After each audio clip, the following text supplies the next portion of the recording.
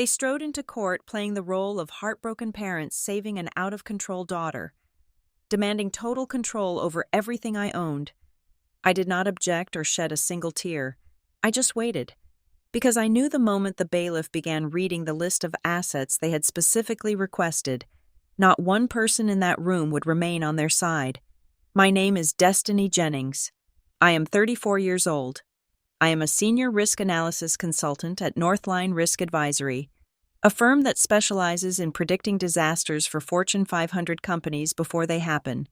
My job is to look at a perfectly calm set of data and find the single fracture line that will eventually bring the entire structure down.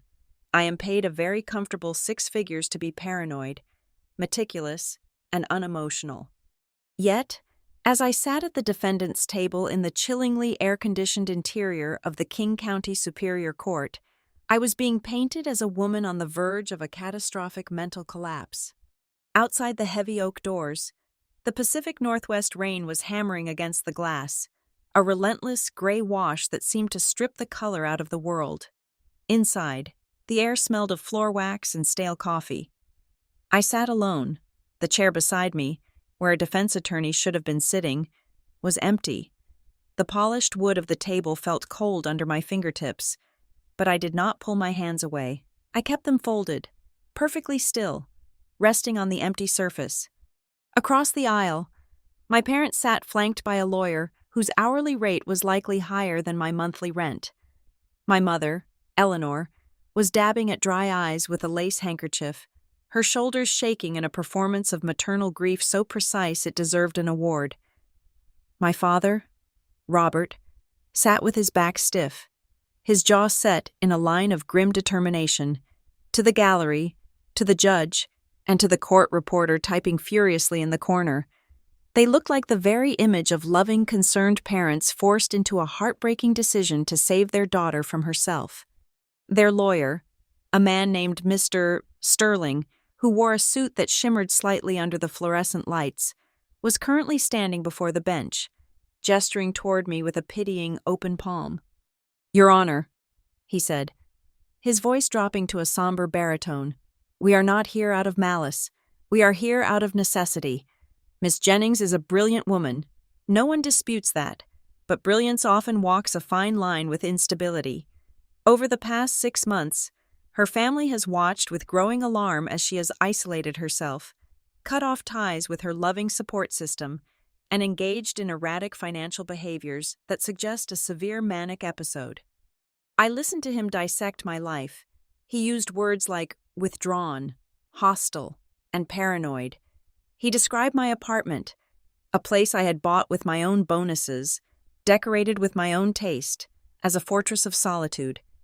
He described my refusal to fund my brother's third failed business venture as a symptom of illogical aggression. It was a masterclass in narrative manipulation. In his version of reality, my success was just a precursor to a breakdown. My independence was actually isolation. My boundaries were symptoms of disease. Judge Holloway, a man with thinning gray hair and a face that suggested he had seen too many broken families to care about the nuances of this one, nodded slowly. He looked at my parents with sympathy. In this part of the country, the Jennings name still held weight. My father had spent decades cultivating the image of a pillar of the community, a man of charity and church barbecues. The judge saw a respectable older couple trying to help their wayward child. He did not see the wolves sitting in sheep's clothing. "Ms. Jennings," Judge Holloway said, turning his gaze toward me. His eyes were heavy, tired. "Do you have representation today?" I stood up slowly. I smoothed the front of my charcoal blazer. "No, Your Honor," I said. My voice was steady, devoid of the tremor they were all expecting. The judge frowned. "You were served with notice of this emergency hearing 48 hours ago, given your financial standing, which Mr. Sterling has just detailed. Surely you could have retained counsel." I looked at my father. He did not look away. For a second, the mask of the concerned patriarch slipped, just enough for me to see the truth. There was no worry in his eyes. There was no love. There was only a cold, hard hunger. He was looking at me the way he used to look at the real estate listings when he was trying to flip houses in the early 2000s. He was calculating equity. He was assessing leverage. He was looking at an asset he intended to liquidate. I turned back to the judge. I attempted to retain counsel this morning. Your Honor, I said, however, when I tried to transfer the retainer fee, I found that my bank accounts had been frozen. All of them. My credit cards have been reported lost or stolen. My digital wallet is locked. I paused, letting the silence hang in the room for exactly 3 seconds. It seems the petitioners were quite thorough in ensuring I would not be able to waste any assets on a defense. Mr. Sterling jumped in, smooth as oil. Your Honor, we petitioned for an emergency freeze on the assets precisely because we feared Ms. Jennings would squander her savings during this episode. It was a protective measure. We are trying to save her from financial ruin. Judge Holloway nodded again, accepting the logic. It made sense. If you accepted the premise that I was crazy, if I were truly manic, cutting off my funds was an act of mercy. I sat back down. I did not argue. I did not scream that I was the one who earned every cent in those accounts. I did not point out that my father had filed for bankruptcy twice while I had a perfect credit score of 850. I knew that any outburst, any display of anger, would only prove their point. If I got angry, I was unstable. If I cried, I was hysterical. If I laughed, I was manic. So I did the one thing that a risk analyst does when the probability of winning a direct confrontation drops to 0. I changed the battlefield. I remained completely silent. This silence seemed to unsettle the room more than screaming would have. People expect resistance. They expect a fight. When you do not fight, they assume you have either given up or that you are too far gone to understand what is happening. My mother looked back at me, her eyes wet, but there was a flicker of confusion in her gaze. She had expected me to beg. She wanted me to beg. The dynamic of our family had always been about them pushing and me reacting. By not reacting, I had broken the circuit. The hearing proceeded with agonizing speed. Mr. Sterling presented affidavits from a doctor I had never met, a friend of my father's from the country club, who claimed that based on the family's description, I met the criteria for an involuntary conservatorship. They presented printed logs of my work hours, claiming my dedication to my job was obsessive compulsion. They twisted my life until it looked like a cage I needed to be rescued from. Judge Holloway looked through the file, his finger tracing the lines of the motion. The evidence presented is concerning, he muttered. Very concerning. The court has a duty to protect individuals who may be a danger to themselves or their estate. He looked at me one last time, perhaps giving me a final chance to prove I was sane. Ms. Jennings, do you have any objection to the granting of this temporary conservatorship? Do you have anything to say in your defense? The room went quiet. The rain lashed harder against the windows. I could hear the hum of the air conditioning unit. I could feel my father's gaze boring into the side of my head, willing me to crack, waiting for the moment he could step in and take over. I stood up again. I picked up the glass of water on my table, took a small sip, and set it down without making a sound. No, Your Honor, I said clearly, if my parents believe this is necessary, and if the court finds their evidence compelling, I will not waste the court's time with emotional denials. I understand the gravity of a conservatorship. It grants them total legal control over my person and my property. Mr. Sterling blinked. He looked at my parents. My father frowned, a tiny crease appearing between his eyebrows. This was too easy. They knew me as a fighter. They knew me as the stubborn girl who worked 3 jobs to put herself through college so she wouldn't have to owe them a dime. This capitulation did not fit their model. However, I continued, my voice taking on a sharper, more professional edge. Since the purpose of this order is to manage and protect my assets, I believe it is procedurally required that the court verifies the specific inventory of assets being transferred. I understand the petitioners have submitted a comprehensive list of what they wish to take control of. Yes, Judge Holloway said, flipping to the back of the file. Exhibit C, a list of assets and properties requested for immediate transfer of authority. I nodded. I would just ask that the list be read into the record and verified before the order is signed. I want to ensure there is no confusion about what, exactly, my parents are taking responsibility for. It was a reasonable request, a bureaucratic request. It sounded like the final surrender of a defeated woman wanting to make sure the paperwork was clean. Judge Holloway looked at the clock. It was almost 11:30 in the morning. "Very well," he said. "It is standard procedure to define the scope of the conservatorship." He looked at the bailiff, a burly man standing by the railing with a face like carved granite. "Bailiff, please locate Exhibit C in the plaintiff's file.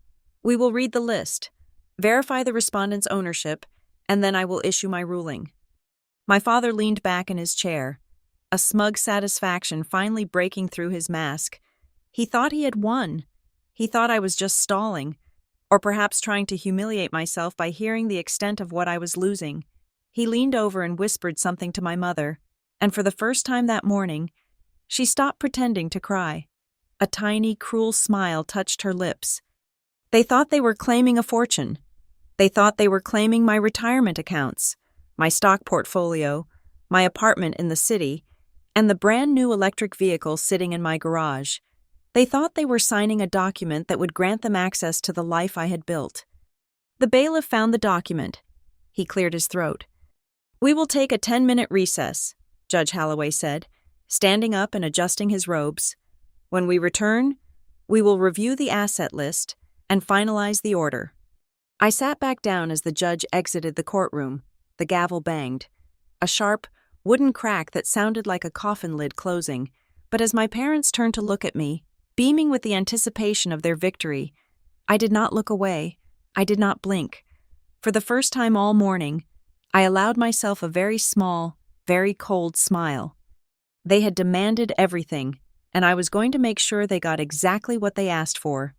2 weeks before I sat in that frozen courtroom watching my parents try to legally erase my autonomy. We were sitting in a booth at the Obsidian, a steakhouse downtown, where the lighting was dim enough to hide the prices on the menu, but bright enough to catch the sparkle of jewelry. The occasion was another one of my brother Lucas's fresh starts. Lucas was 2 years older than me, but in the timeline of emotional maturity, he was still somewhere in his late teens. He was a man of big ideas and even bigger debts. Over the last decade, I had watched him launch a craft brewery that never brewed a single bottle, a drop-shipping business that ended with a lawsuit from a supplier in Guangdong, and a boutique consulting firm that had no clients. Each failure was met not with a reality check from our parents, but with a cushion, a soft landing, a check written from their retirement savings, or, more increasingly in recent years, a guilt trip aimed at me to cover the shortfall. Tonight, the venture was something vague involving artificial intelligence and high-end pet care. I had been listening to him pitch it for 45 minutes. He used words like synergy and disruption while sawing through a $60 ribeye steak that he had no intention of paying for. His wife, Caroline, sat next to him, nodding furiously. Caroline was a woman who treated my career not as a profession, but as a natural resource, a well that she could draw from whenever the groundwater in her own life ran dry. She was wearing a diamond bracelet that I recognized because I had paid off the credit card bill it was charged to 3 Christmases ago. "So, Des," Lucas said, pointing his steak knife at me, "the seed capital is practically nothing. We are talking $50,000 to get the beta app running. Mom and Dad are in for 10. I figured you could match that. Maybe go 15? It is an investment, really. Once we go public, you are looking at 10 times returns." I took a sip of my iced tea. I looked at my father. He was swirling his red wine, looking at Lucas with a pride that baffled me. He saw a visionary. I saw a man who was 36 years old and still asking for allowance money. "We can discuss the numbers later," my father said, waving his hand dismissively. "Tonight is about celebration. To Lucas, to the future." We all raised our glasses. I drank because it gave me something to do with my hands other than strangle the air. The dinner proceeded with the usual rhythm. Caroline ordered a second bottle of Cabernet for the table without asking anyone else. My mother spent 20 minutes talking about how hard Lucas had been working, how the world just didn't understand his genius, and how proud she was that he never gave up. She did not mention that the reason he never gave up was that he never had to face the consequences of stopping. I sat there, the silent observer, for years. This had been my role, the quiet banker, the safety net. I was the one who fixed things. When Lucas got a DUI, I paid the lawyer. When my parents' roof started leaking and they didn't have the liquidity to fix it because they had just bought Lucas a new truck, I wrote the check. I had convinced myself that this was what family did. You help, you support. But looking at them that night, watching Caroline flag down the waiter to order dessert, a chocolate soufflé that took 20 minutes to prepare, I felt something shift inside me. It was not a snap. It was not an explosion. It was the click of a lock engaging. I looked at the data points. Lucas, unemployed for 8 months. Caroline, part-time receptionist. Spending habits of a duchess. Mom and dad, leveraged to the hilt on their home equity line of credit. Me, the only revenue stream keeping the Jennings family solvent. The waiter arrived with the bill. He placed it in the center of the table, on a small black tray. The conversation did not stop. Lucas kept talking about the potential for franchising. Caroline was scraping the last of the chocolate from her bowl. My father was looking around the room, perhaps hoping to spot someone important he could introduce Lucas to. The bill sat there, a black leather book in the middle of a white tablecloth. Usually, this was part of the dance. The bill would arrive. My father would make a show of patting his pockets, looking for his reading glasses. Lucas would suddenly become very interested in a text message. Caroline would look at me with wide, expectant eyes, and I would sigh, reach out, and put my card down. They would say things like, "Oh, destiny, you shouldn't have," or "let us get the tip," which they never did. 5 minutes passed. The waiter walked by and glanced at the table. Finally, Caroline nudged the black book. She didn't nudge it toward Lucas. She didn't nudge it toward my father. She slid it across the smooth tablecloth until it bumped against my water glass. She didn't even break eye contact with my mother while she did it. It was a reflex, a muscle memory. I stared at the leather book. "Well," Caroline said, noticing I hadn't moved, "are we ready to go?" "The babysitter charges overtime after 9. I opened the book. The total was $487.50. I reached into my purse. The table went quiet. They were waiting for the flash of my platinum card, the card that solved problems. Instead, I pulled out my wallet and removed 4 $20 bills. I placed them neatly on top of the receipt. "I had the house salad and an iced tea," I said, my voice calm, leveled, and completely devoid of warmth. "That is $80. That covers my meal, tax, and a 30% tip for the waiter, who has been very patient." I closed the book and slid it back toward the center of the table. Then I stood up. The silence that followed was absolute.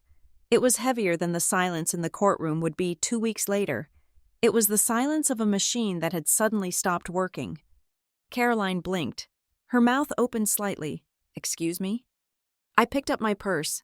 I said, "That covers my share. Enjoy the rest of the evening." I turned to walk away, but I didn't get far. Destiny? It was my mother. Her voice was trembling. It was a tone I knew well. It was the prelude to the guilt symphony. I stopped and turned back. "What are you doing?" my mother asked. Her eyes were already filling with tears. People at the nearby tables were starting to look. "How can you embarrass your brother like this? Tonight is his big night." I looked at Lucas. He looked panic-stricken. Not because he was embarrassed, but because he literally did not have the money to pay that bill. "I am not embarrassing anyone," I said. "I am just paying for what I consumed. Isn't that how business works? Lucas? Revenue versus overhead?" "You are being incredibly selfish," Caroline hissed, her voice rising.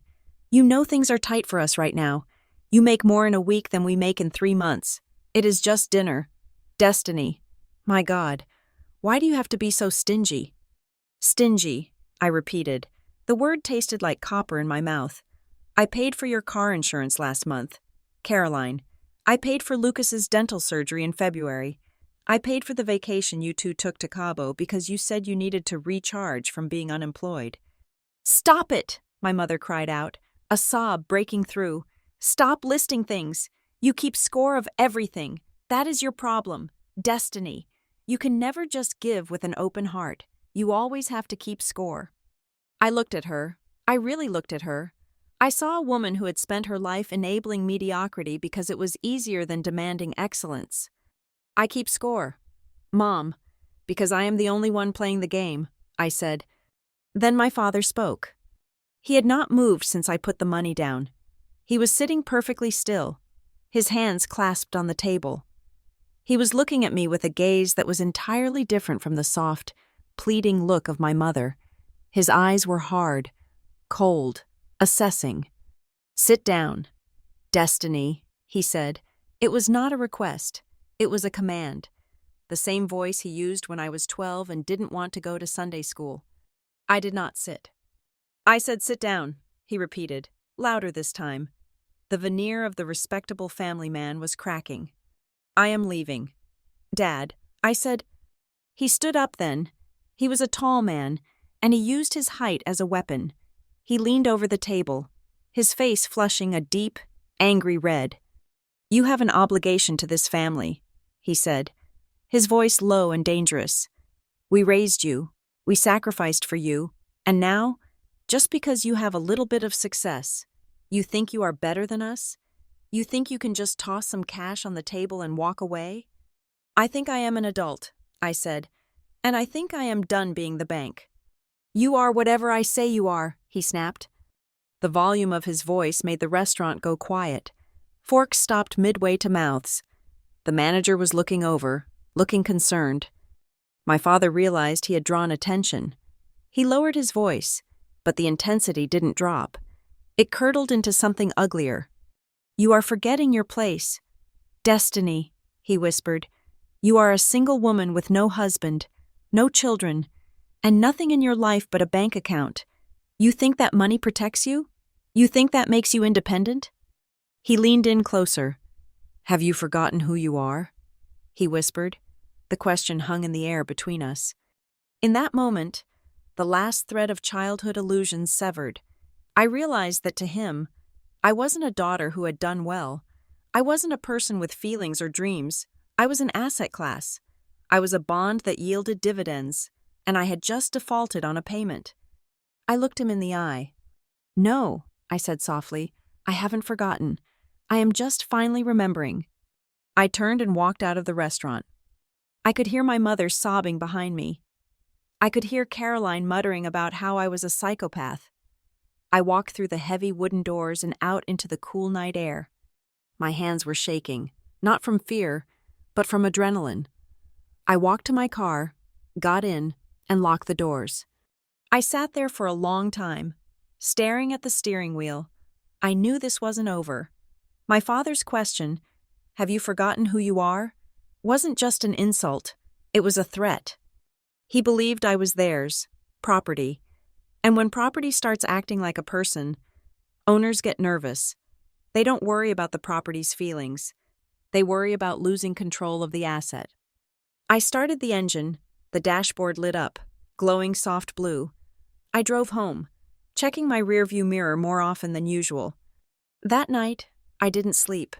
I lay in bed, staring at the ceiling, replaying the dinner. I realized that my refusal to pay a $400 bill had terrified them more than if I had told them I was dying. Death they could monetize. Life insurance, sympathy, but independence? Independence was a breach of contract. And my father was not the kind of man who let a contract breach go unpunished. I didn't know it then, but the clock had started ticking. I had 2 weeks. 2 weeks before they would decide that if I wouldn't be a willing ATM, I would be a forced one. 2 weeks before they would take the logic of that dinner table, that I owed them everything simply for existing, and try to codify it into law. They thought they were teaching me a lesson. They thought they were putting me back in my box. But as I lay there, listening to the city sounds outside my window, I made a promise to myself. If they wanted to treat our relationship like a business transaction, I would show them exactly what happens when you try to commit a hostile takeover against a risk analyst. I closed my eyes. The war had begun, and the first casualty was the check I left on the table. Saturday morning arrived with the deceptive calm of a ceasefire. My apartment, a corner unit on the 14th floor overlooking the gray, rain-slicked streets of Seattle, was my sanctuary. It was the one place on earth where the air was not thick with expectation or guilt. I had bought it 3 years ago, signing the deed with a hand that did not shake, paying the down payment with a bonus check I had earned by saving a tech giant from a regulatory nightmare. Every piece of furniture, from the charcoal velvet sofa to the minimalist oak bookshelf, was a testament to a life that belonged solely to me. I was standing in the kitchen, wearing a silk robe and holding a mug of black coffee, watching the rain streak against the floor-to-ceiling windows. The digital clock on the microwave read 8:15. The silence was absolute, a heavy, luxurious blanket that I wrapped around myself after the noise of the previous night's dinner. I believed, foolishly, that I had drawn a line in the sand at the restaurant and that my family was currently on the other side of town, nursing their wounds and perhaps, finally, respecting my boundaries. Then I heard the beep. It was a sharp, electronic chirp that came from the front door. My stomach dropped. That sound meant only one thing. The smart lock had been engaged. The keypad had accepted a code. I froze, my grip tightening on the ceramic mug. I knew who it was before the door even swung open. There was only one other keycard in existence. I had given it to Lucas 4 years ago, on a night when he had been kicked out of his apartment by a landlord tired of late payments. I had given it to him with the specific instruction that it was for life or death emergencies only. Fire, flood, medical crisis. The door clicked open. They did not knock. They did not ring the bell. They simply walked in. Lucas entered first, looking tired but strangely energized, his eyes darting around my living room as if sizing it up for an estate sale. Behind him came my father, Robert, wearing his weekend polo shirt and a windbreaker, his face set in a mask of grim purpose. My mother brought up the rear, clutching her purse with both hands, her eyes red-rimmed, looking everywhere but at me. They brought the outside world in with them, the smell of wet wool, cheap cologne, and judgment instantly contaminated the clean, neutral scent of my home. I set my coffee mug down on the counter with a deliberate clatter. "What are you doing here?" I asked. My voice was steady, but my heart was hammering against my ribs. Lucas held up the keycard, a small rectangle of white plastic that suddenly looked like a weapon in his hand. "Just wanted to make sure you were okay. Des, you stormed out pretty fast last night." I tightened the belt of my robe. "I am fine. This is my home. Lucas, you cannot just walk in here. That key is for emergencies." "This is an emergency," my father said.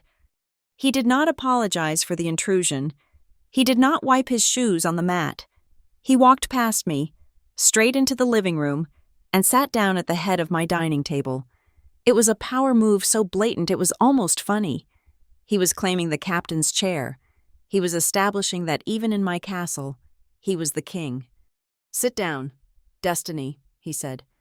I remained standing in the kitchen. "This is my apartment, Dad. I will stand if I want to stand. Tell me what you want, and then leave. I have work to do." I didn't have work. It was Saturday, but I needed the armor of my profession. My father reached into his windbreaker and pulled out a thick, folded document. He smoothed it out on the table. The paper made a dry, rasping sound against the wood. "We are not here to fight about dinner," he said, his tone dismissive, as if my refusal to pay for their meal was a childish tantrum he had already forgiven. "We are here to fix a problem that affects this entire family." I looked at the document. Even from 10 feet away, I recognized the layout. It was a loan agreement, but it wasn't from a bank. The font was too large, the formatting too aggressive. It was a private lender agreement. Hard money. The kind of loan you take when the banks have laughed you out of the building. "Lucas needs a bridge loan," my father said, "just a temporary injection of capital to clear up some old liabilities before the new venture launches." The lenders are ready to wire the funds on Monday morning. I looked at Lucas. He was leaning against my bookshelf, picking up a glass sculpture and turning it over in his hands. He wouldn't meet my eyes. "And?" I asked. "What does that have to do with me?" "They need a guarantor," Lucas said, putting the sculpture down a little too hard. "My credit score is a little dinged up right now. Just a temporary glitch. But yours is perfect." "Of course it is," I thought. My father tapped the signature line on the document. "We need you to co-sign. It is just a formality. Lucas will pay it back within 6 months. The interest is already factored into the business plan." I walked over to the table, not to sit, but to see the numbers. I leaned over and looked at the principal amount. $250,000. I felt a cold laugh bubbling up in my throat, but I swallowed it down. $250,000. That wasn't a bridge loan. That was a ransom. I looked at the interest rate. 18%. "This is insanity," I said, straightening up. "You want me to guarantee $250,000 at 18% interest? For what? What are the liabilities? Lucas? Is it gambling debts? Is it the investors from the drop shipping scheme?" "It is business," Lucas snapped, his face flushing. "You wouldn't understand. You just push papers around all day. You don't know what it takes to build something." I looked at my mother. She was standing by the window, looking out at the rain. "Mom? Do you know about this?" She turned, her face crumbling. "Destiny, please, just help your brother. If he doesn't pay this, people are going to be upset. Dangerous people." The code words fell into place. Private lenders, dangerous people. This wasn't just bad business. This was the result of Lucas trying to play big shot in rooms where he didn't belong. I looked back at my father. "You want me to put my name on this? That means if he defaults, and he will default, I am liable for the full amount plus interest. You are asking me to risk my home, my savings, my entire financial future." "You are family," my father said, as if that single word explained away the mathematics of ruin. "You have the means. You have this fancy apartment. You have the fancy car. You can absorb the risk. Lucas cannot." "I can absorb the risk because I don't take risks like this." I said, "I earned this. Dad, I didn't win it. I didn't gamble for it." "Just sign the paper." "Destiny," my father said, his voice dropping an octave. "We are not leaving until you sign."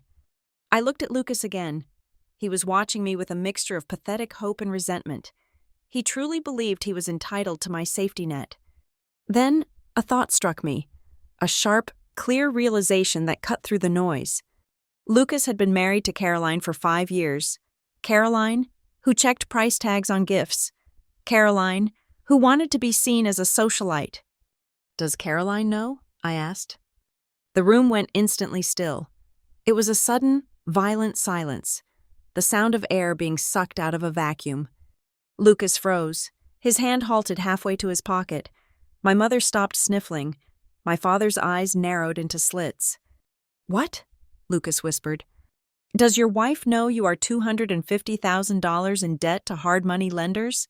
I asked, my voice ringing clear in the quiet room.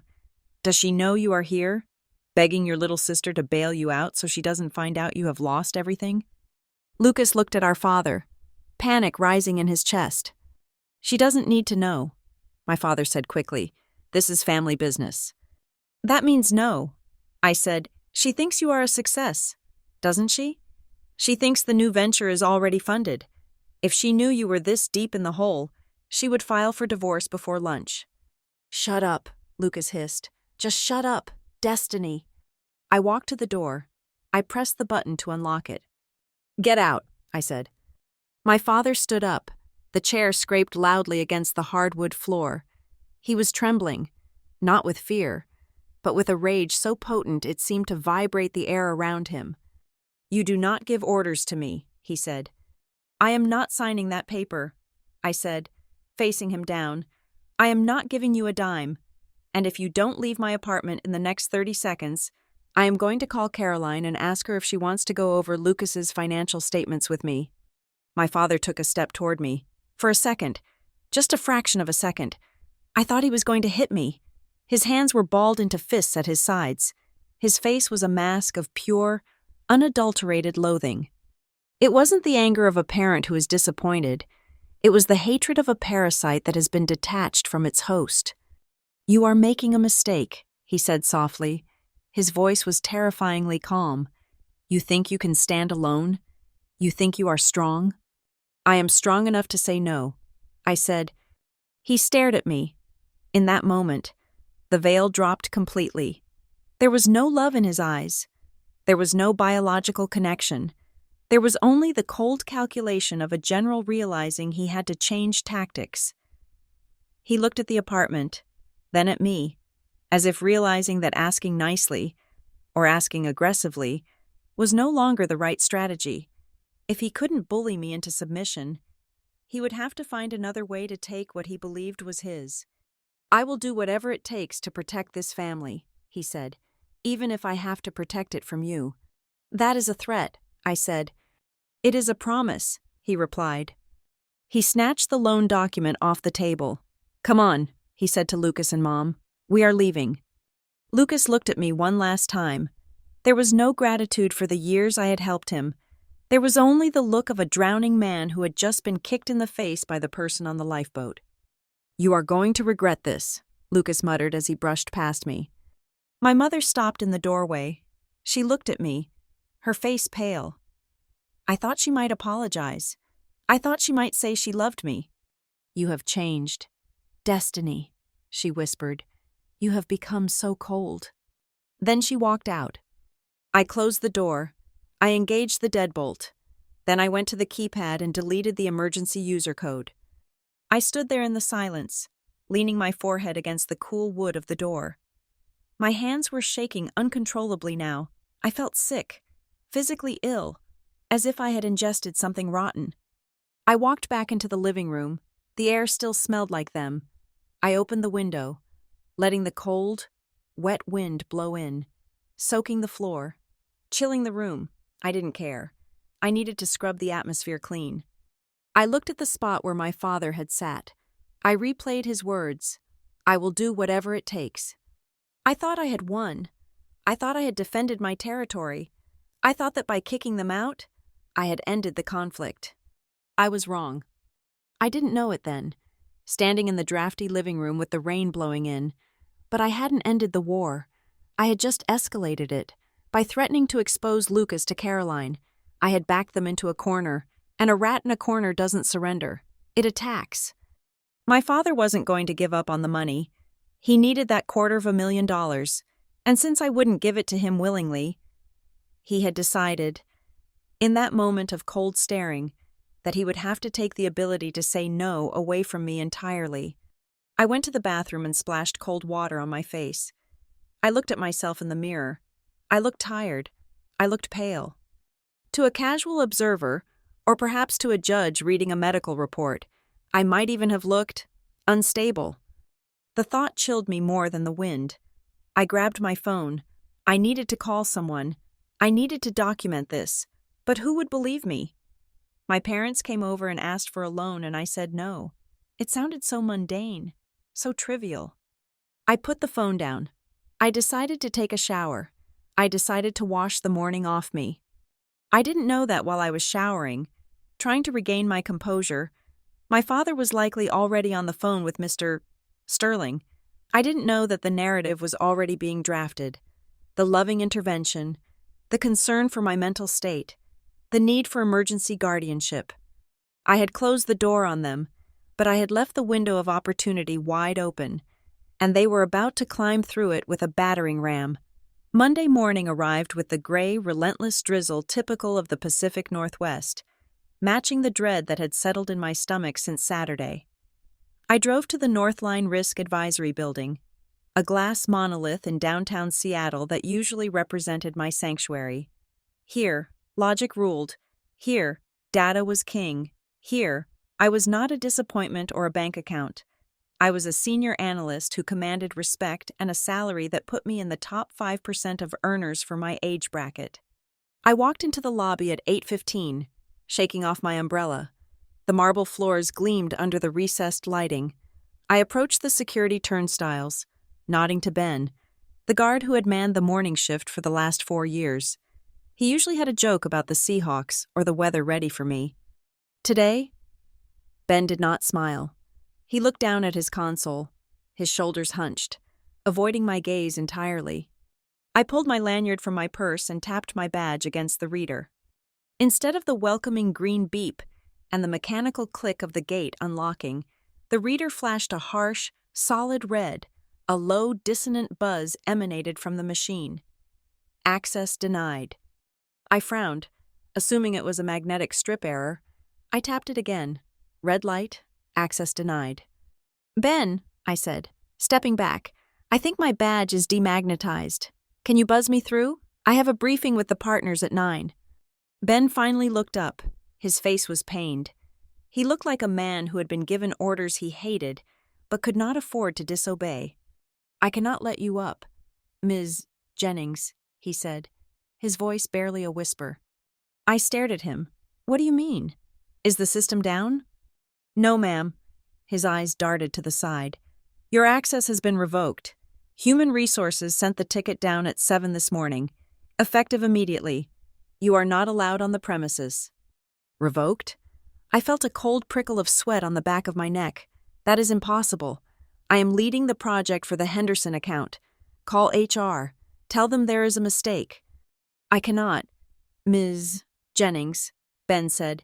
He looked past me, toward the revolving doors. You need to step away from the turnstiles. Please, don't make me call the active duty officer. I stood there, paralyzed. The lobby was filling with people. Junior analysts, interns, executives, streaming past me, their badges beeping cheerfully, their lives uninterrupted. I was a rock in a river, suddenly stationary, suddenly an obstacle. Before I could demand an explanation, the revolving doors spun again. A man I did not know walked straight toward me. He was wearing a cheap trench coat and carrying a thick manila envelope. He did not look like a client. He looked like bad news. Destiny Jennings? He asked. Yes, I answered reflexively. You have been served, he said. He thrust the envelope into my hands and turned on his heel, walking away before I could even process his face. I looked down at the envelope. My name was typed on the front in bold. Black letters. I tore it open. My fingers numb. I pulled out a stack of legal documents. The header at the top of the first page stopped my heart. Superior Court of Washington. In re. The guardianship of Destiny Jennings, an incapacitated person. Order granting emergency ex parte guardianship. The world seemed to tilt on its axis. I read the words, but they didn't make sense. Guardianship? Incapacitated? That was for people with dementia. That was for people in comas. That was not for a 34-year-old woman who had just negotiated a multi-million-dollar contract adjustment the previous Friday. I flipped to the second page. It was a medical affidavit. I scanned the lines, my breath catching in my throat. Patient. Destiny Jennings. Diagnosing physician. Dr. Eris Thorne. Diagnosis. Acute bipolar, one disorder with psychotic features. Patient exhibits paranoid delusions, financial irresponsibility, and hostility toward family members. Immediate intervention required to prevent self-harm and dissipation of assets. I had never met a Dr. Eris Thorne in my life. I had not been to a doctor for anything other than a flu shot in 3 years. I looked at the date on the affidavit. It was dated yesterday, Sunday.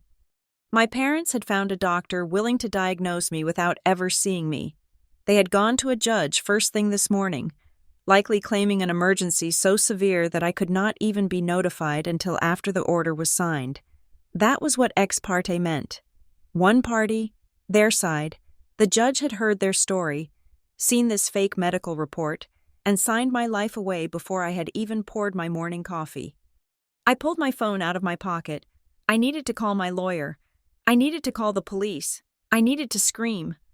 I dialed the number for a criminal defense attorney I knew from a previous case. The call connected. Hello? His voice answered. David, it is Destiny, I said, walking toward a quiet corner of the lobby. I need help. My parents just served me with a guardianship order. It is fraudulent. They faked medical records. Destiny?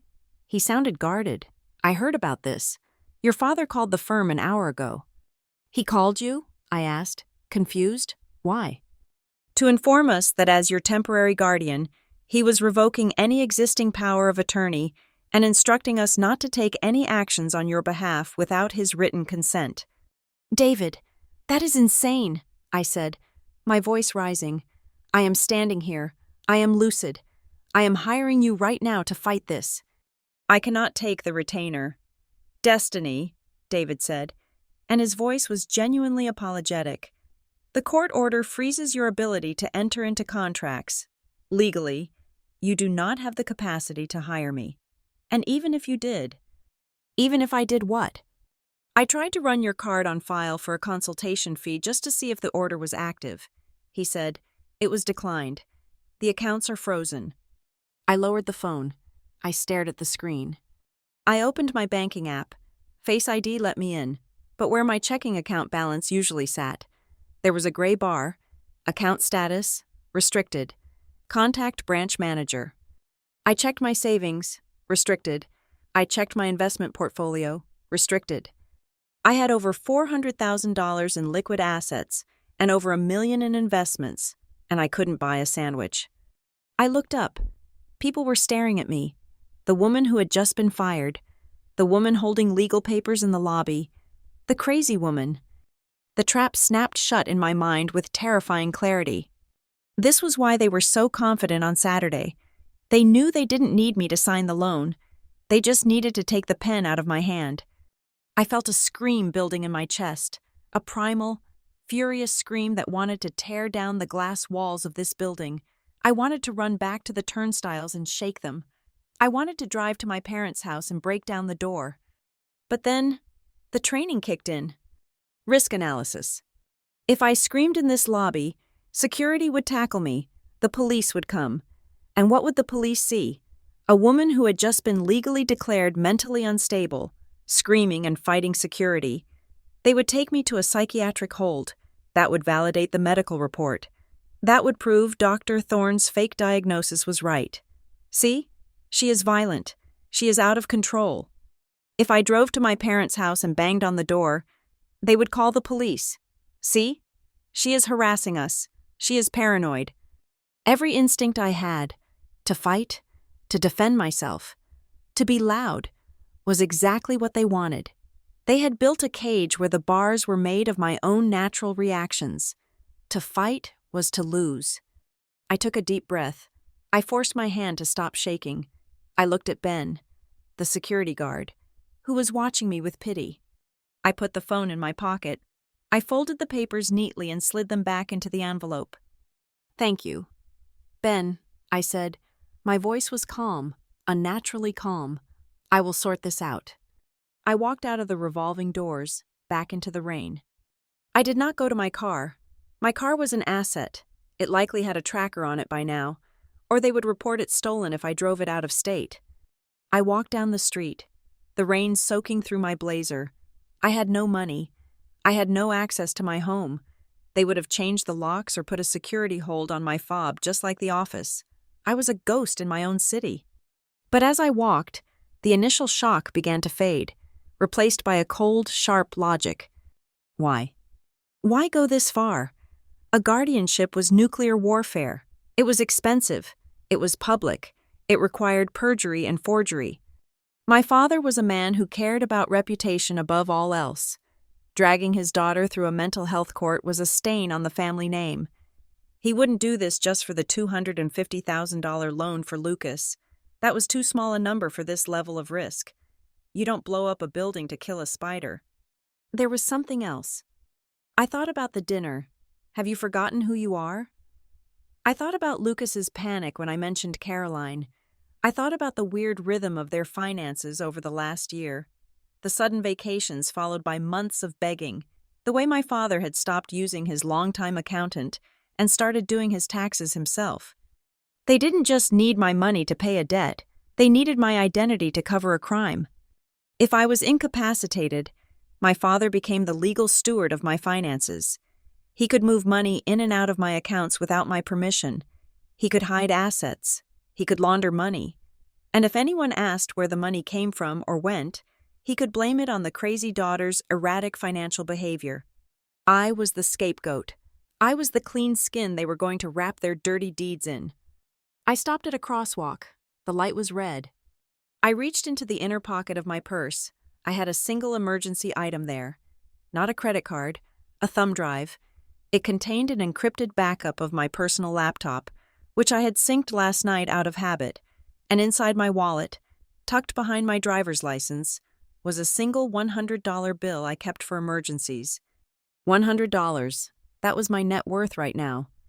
I couldn't go home. I couldn't go to a hotel. They required credit cards. I couldn't go to friends. My parents would be calling them, spinning the poor destiny as having a breakdown narrative.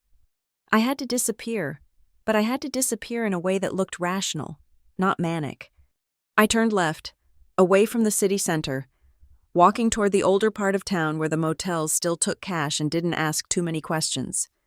My parents thought they had silenced me. They thought that by taking my voice, my money, and my credibility, they had rendered me harmless. They forgot one thing. I was a risk analyst. My entire career was built on finding the one variable that the model didn't account for. They had accounted for my anger. They had accounted for my fear. They had not accounted for my silence. I pulled my coat tighter around me and kept walking. I wasn't Destiny Jennings, the executive, anymore. I was Destiny Jennings, the evidence collector, and the investigation had just begun. The room at the Blue Ridge Motor Inn cost $55 a night, paid in cash. It smelled of industrial lemon cleaner and decades of cigarette smoke trapped in the polyester curtains. I sat cross-legged on the bed, the bedspread pulled back to avoid touching it, with my backup laptop glowing in the dim light. Outside, the neon sign buzzed with a rhythmic, dying flicker, painting the room in intermittent stripes of sickly blue. I was technically homeless. I was legally incapacitated. I was, according to the state of Washington, a danger to myself. But I was also the only person in the world who was currently watching a live broadcast of my own life being dismantled. My parents and their high-priced lawyers had been thorough. They had frozen the bank accounts. They had flagged the credit cards. They had changed the locks on the front door of my apartment.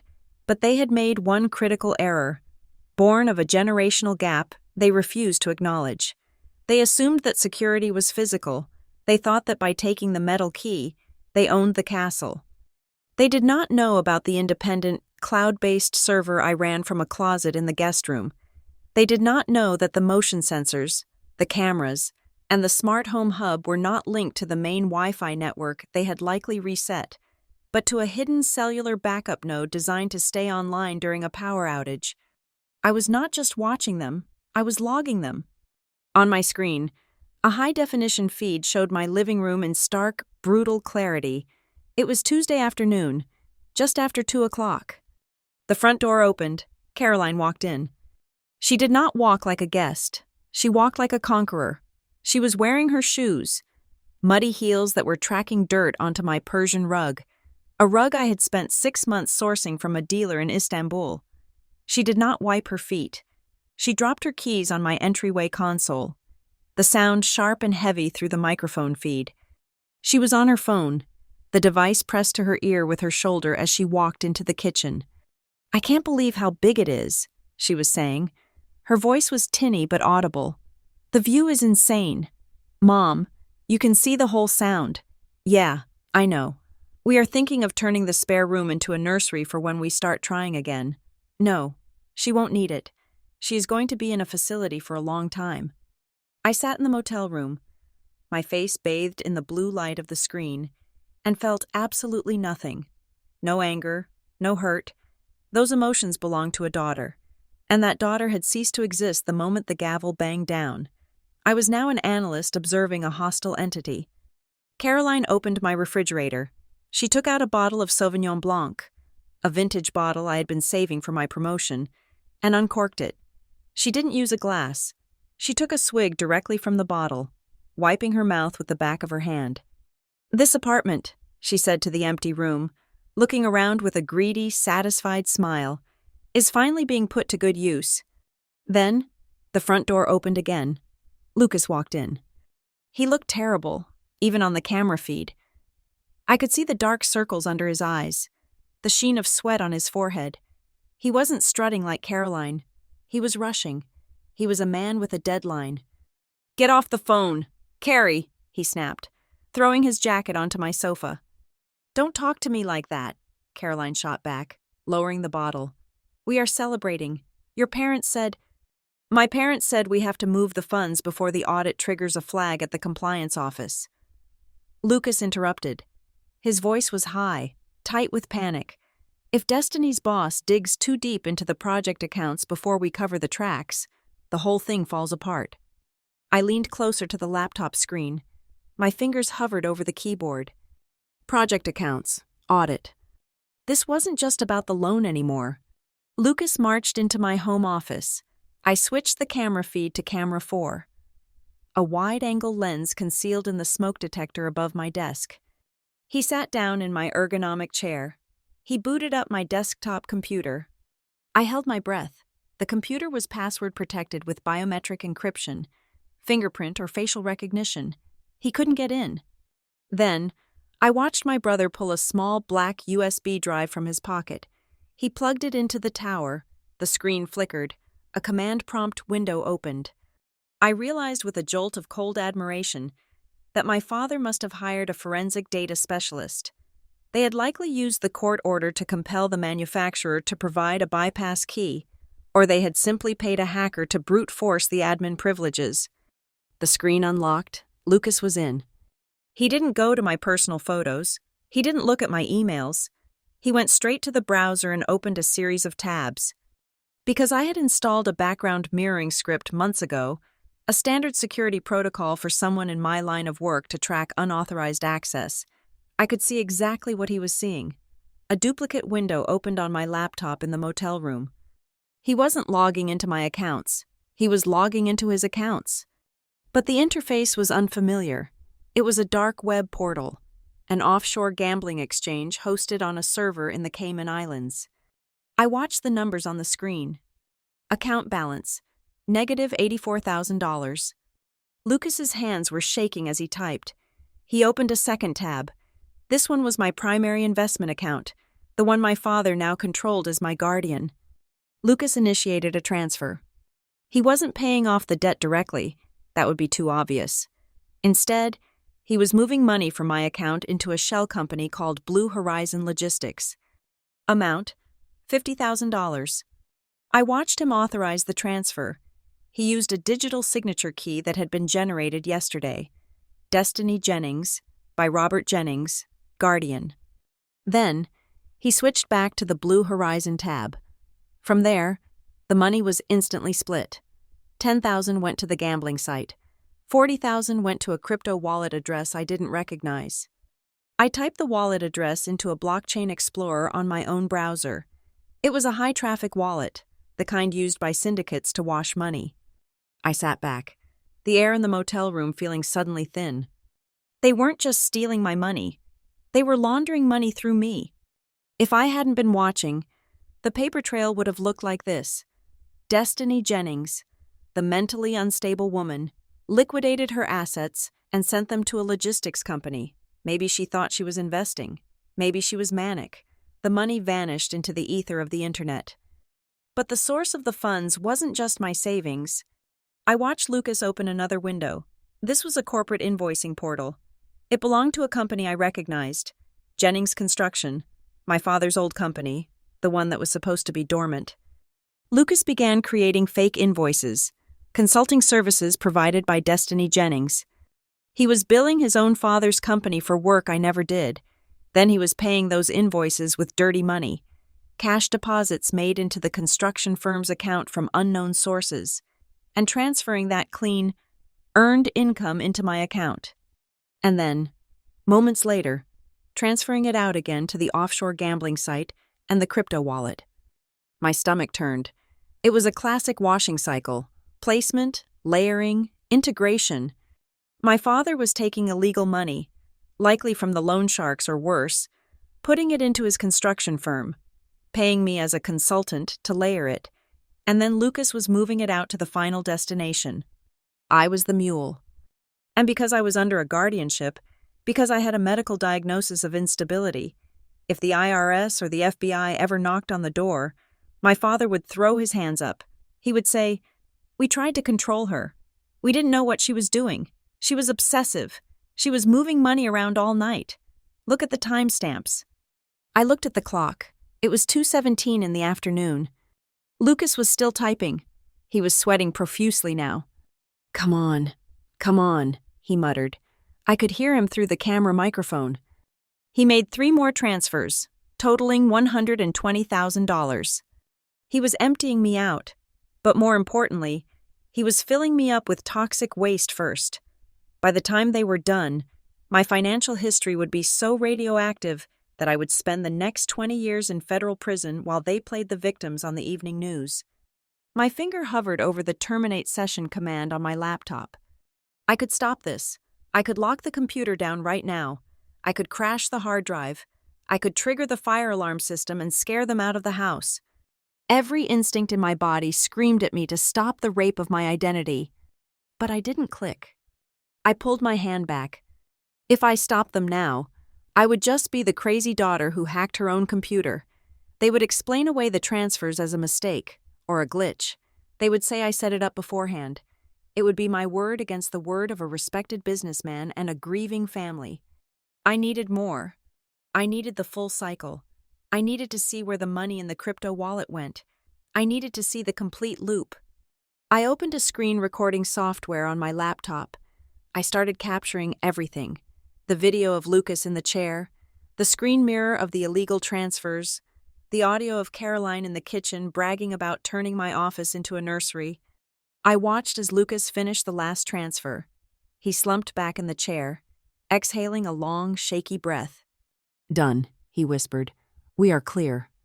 He pulled the USB drive out. Caroline walked into the room, holding the wine bottle. "Did you finish?" she asked. "Yeah," Lucas said. "Standing up, it is done. The debts are covered. And Dad says we can keep the rest of the liquid cash as a management fee for dealing with her mess." Caroline laughed, a sharp, ugly sound. "Well, we earned it. Do you know how hard it was to find a doctor who would sign that affidavit on a Sunday?" Lucas smirked. "Cost us $5,000, but it was worth it. Once the house is transferred to Dad's name next month, we can take out a second mortgage and really fund the startup." I froze. Once the house is transferred, they weren't just taking the cash, they were coming for the deed. I stopped the recording. I saved the file to 3 different cloud servers and an encrypted partition on my hard drive. I looked at the screen one last time. Lucas and Caroline were hugging in my office, celebrating their victory amidst the ruins of my life. They looked so happy, so relieved. They thought the problem was solved. They thought Destiny Jennings was a ghost. I closed the laptop. The room plunged back into darkness, save for the flickering neon sign outside. I lay back on the cheap motel pillow, staring at the water-stained ceiling. They had made a fatal mistake. They thought they were dealing with a family member. They thought they were dealing with a victim. But by turning this into a complex financial crime, by involving wire fraud, money laundering, and identity theft, they had elevated the game. They had moved out of civil court and into federal jurisdiction. I wasn't just a disowned daughter anymore. I was a whistleblower. And I had hours of footage. I rolled over and checked my watch. I had enough evidence to start a fire. But to burn the whole house down, I needed to let them finish the renovation. I needed them to sign their names on the final dotted line. I closed my eyes, but I didn't sleep. I began to plan. The timeline was clear. They would move for the property transfer in 2 weeks. That was my window. I would let them think they had won. I would let them get comfortable. And then, I would introduce them to the consequences of their own greed. The blue light from the sign outside blinked on, off, like a heartbeat or a countdown. The walls of room 112 at the Blue Ridge Motor Inn were painted a color that could only be described as nicotine yellow. I had been staring at them for 3 days. My world had shrunk to these 4 walls, a sagging mattress, and the steady, rhythmic hum of a mini fridge that struggled to keep my 3 cartons of yogurt cold. I was living off a cash reserve I had hidden inside the spare tire well of my car 2 years ago. It was a habit from my early days in risk management, a paranoid little tick that I never thought I would actually need.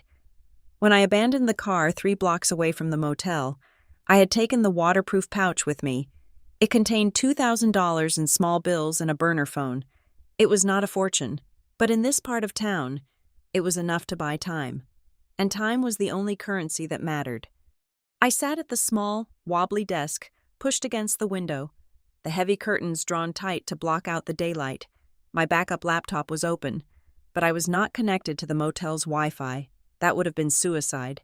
Instead, I was tethered to a secure, encrypted connection via the burner phone, bouncing my signal through 3 different overseas servers. I was not just watching my family anymore. I was dissecting them.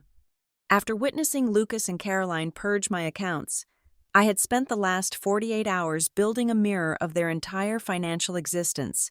I had used the credentials Lucas had foolishly typed into my keystroke log computer to access the back end of my father's construction firm, Jennings Construction. What I found was not just a failing business, it was a mathematical impossibility. I pulled up the spreadsheet I had created. It was a tapestry of numbers, a matrix of inflows and outflows that told a story my parents had successfully hidden for a decade. The outline was simple. Jennings Construction was bleeding money. The operational costs, materials, labor, insurance, were 20% higher than their revenue. By all laws of economics, the company should have declared bankruptcy 5 years ago. And yet, it was solvent. I traced the lifeline. It came in the form of what my father had labeled in the ledgers as consulting retainers and private loans. These injections of cash appeared in the accounts on the 3rd of every month, regular as a heartbeat. $10,000 here, $15,000 there. But it was the outflows that caught my attention, the line items that made my analyst brain wake up and pay attention. Charitable contributions. According to these ledgers, my father, a man who had screamed at me over a $400 dinner bill, was one of the most generous philanthropists in the county every month. Jennings Construction donated exactly 30% of its gross loan intake to a nonprofit organization called the Lighthouse Community Fund. I clicked on the profile I had built for the Lighthouse Community Fund. On the surface, it looked legitimate. It had a website with stock photos of smiling children and vague mission statements about empowering local youth. But when I dug into their public tax filings, the cracks appeared. The fund had no full-time employees. Its registered address was a mailbox in a strip mall in Nevada, and its board of directors consisted of 3 names. One of them was the loan shark who had fronted Lucas the money. I sat back in the creaking chair, the cold light of the screen illuminating the dust motes dancing in the air. It was a wash cycle, a perfect closed loop. The loan sharks gave dirty money to my father's company disguised as loans. My father's company washed the money by mixing it with legitimate construction revenue. Then, he sent a chunk of it back to the loan sharks as a tax-deductible charitable donation to their fake nonprofit. My father got to keep a percentage as a handling fee to prop up his failing lifestyle. The sharks got their dirty money cleaned and returned to them with a tax write-off. And Lucas? Lucas was the runner, the useful idiot who moved the digital pieces when the volume got too high for my father to manage alone. It was brilliant, it was sophisticated, and it was completely illegal. But what chilled me was not the crime itself, it was the precision. I looked at the dates of the transfers. March 3rd, April 3rd, May 3rd. The amounts were never round numbers. They were always specific. $12,450, $18,920. I ran a quick algorithm on the numbers. I checked for Benford's Law, a statistical principle used to detect fraud. In natural sets of financial data, the leading digit is most likely to be a 1, then a 2, and so on. In invented of fraudulent numbers, people tend to distribute the digits randomly. The numbers in my father's ledger violated Benford's Law perfectly. They were too random. They were manually generated to look real. which made them statistically impossible. I rubbed my temples. This was why they needed the guardianship. It wasn't just about stealing my savings to pay off a single debt. They needed a fresh vessel. Jennings Construction was likely under audit or close to it. The banks were probably asking questions about the massive donations. They needed a new, clean entity to run the money through. Me, my clean credit score, my spotless banking history, my reputation as a boring, rule-following risk analyst. They were going to turn my financial identity into a new washing machine for their criminal enterprise. And by declaring me mentally incompetent, they had ensured that when the feds eventually kicked down the door, I would be the one holding the bag. The crazy daughter did it. We didn't know. I looked at the hard drive sitting on the desk. I had the video of Lucas. I had the screen captures of the transfers. And now, I had the forensic accounting analysis of the fake charity. I had enough to send my father, my mother, and my brother to federal prison for 20 years. I closed my eyes. The silence of the motel room felt heavy, pressing against my eardrums. A normal person might have felt grief. A normal person might have felt the heartbreak of betrayal. I felt none of that. I had processed the grief in the courtroom when my father looked at me with dead eyes. Now, I only felt the cold clarity of a demolition expert deciding where to place the charges. I was not going to run. I was not going to leak this to the press anonymously. That would be messy. That would give them time to spin the story, to claim the videos were deep fakes created by their tech-savvy but mentally ill daughter. No, I needed a setting where truth was the only currency accepted. I needed a place where they could not interrupt me, where they could not gaslight me, and where their high-priced lawyer could not object to the math. I needed the courtroom. There was a hearing scheduled for next Monday. It was the formalization hearing, the day the judge would stamp the final paperwork to make the temporary guardianship permanent and transfer the deed of my apartment to my parents. That was my deadline. I spent the rest of the night organizing the data. I did not write a manifesto. I did not write a victim impact statement. I built a presentation. I organized the files by timestamp. I cross-referenced the bank transfers with the video footage. I created clear, undeniable graphics linking the Jennings Construction outflows to the Lighthouse Community Fund inflows. I encrypted the master file with a 48-character password. I uploaded it to a dead man's switch I had coded years ago. If I did not log in every 24 hours to reset the timer, the entire dossier would automatically be emailed to the FBI, the IRS, and the district attorney.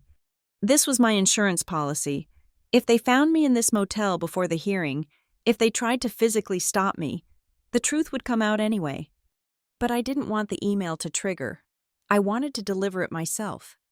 I wanted to see their faces. I packed the laptop into its case. I hid the hard drive inside the hollow rod of the shower curtain in the bathroom, a classic tradecraft spot, unlikely to be checked by housekeeping. I lay down on the bed, fully clothed. I had one shot.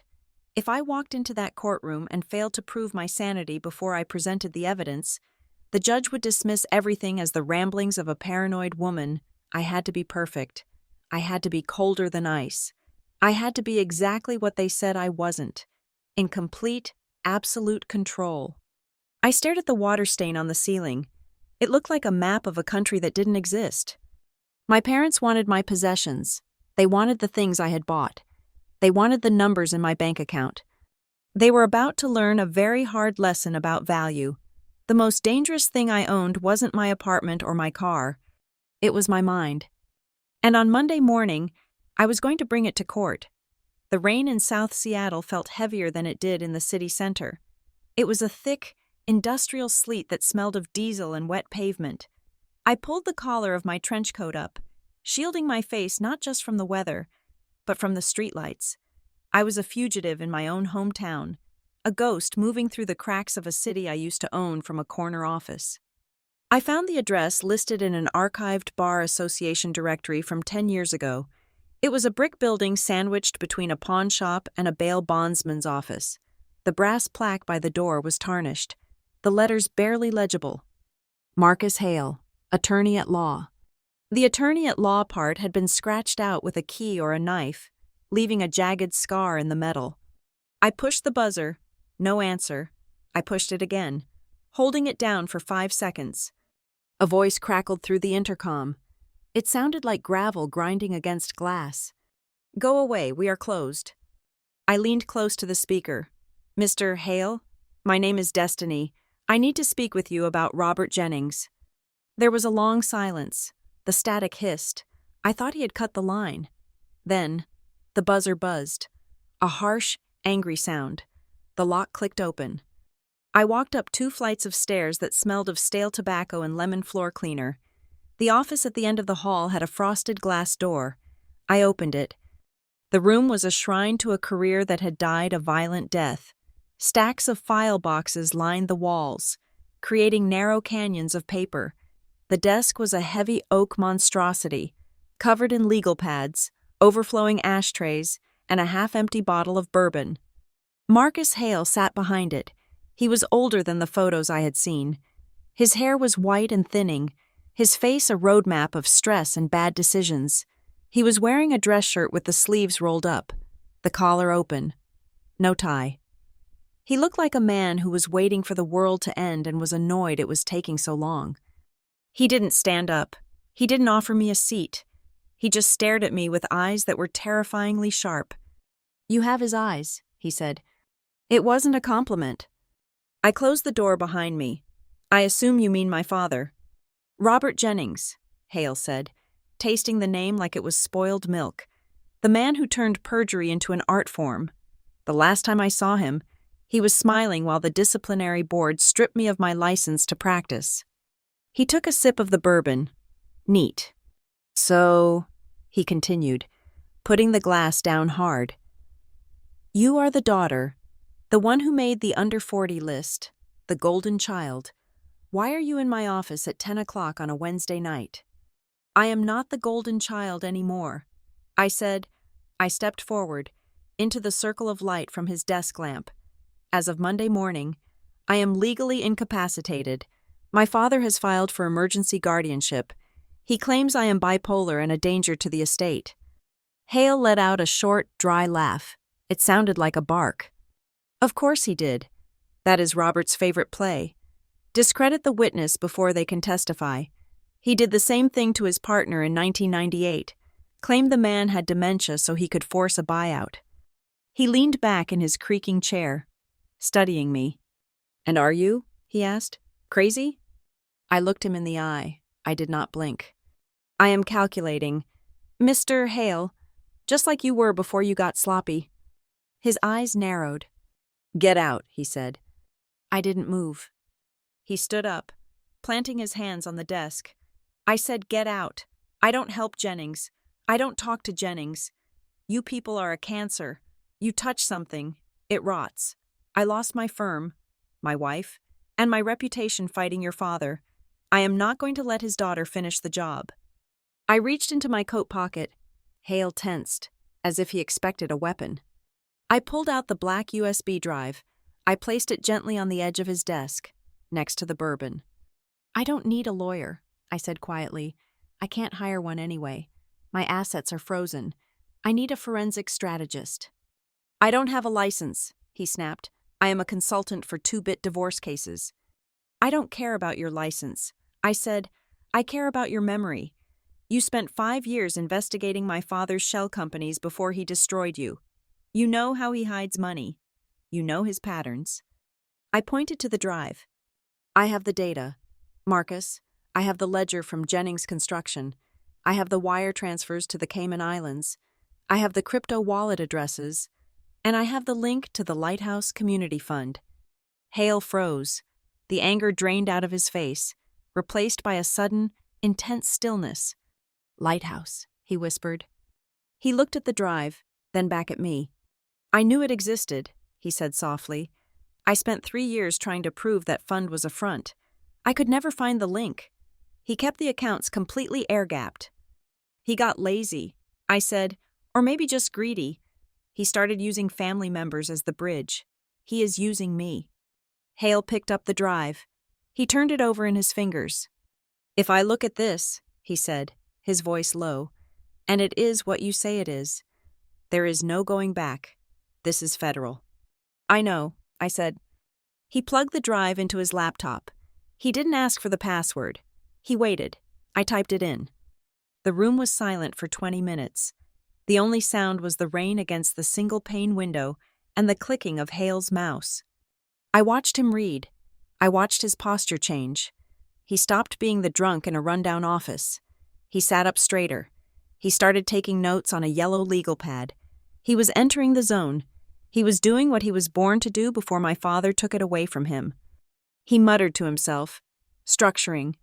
Beneath the reporting threshold, classic layer integrations. Finally, he stopped. He looked up at me. The look in his eyes was different now. It was hungry. It was the look of a wolf that had been starving for a decade and just found a fresh carcass. You have him, Hale said. I nodded. I have him. But, Hale added, raising a finger, you have a problem. What? Admissibility, he said. He tapped the screen.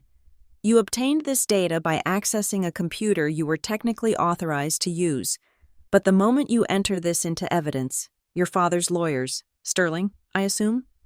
Yes, Sterling. Sterling will move to suppress, Hale said. He will claim you hacked the system. He will claim you planted the files. He will use the guardianship order to say you are unreliable, paranoid, and manufacturing evidence to frame your loving parents. If you just walk in there and throw this on the judge's desk, they will bury it. They will bury you. I felt a cold knot in my stomach. I knew he was right. That was the risk I hadn't solved yet. So what do I do? I asked. Hale stood up and walked to the window. He looked out at the dark street. You don't submit the evidence, he said. I frowned. What? You don't submit it, he repeated, turning back to me. You make them submit it. He walked back to the desk and picked up the bottle. He poured 2 glasses this time. He slid one toward me. It is a trap, destiny, but it has to be a legal trap. We have to play by the rules. If you break one procedural rule, Sterling wins. We have to be cleaner than snow. He took a sip and pointed at the legal pad. The hearing on Monday, it is for the asset transfer, right? Yes, I said.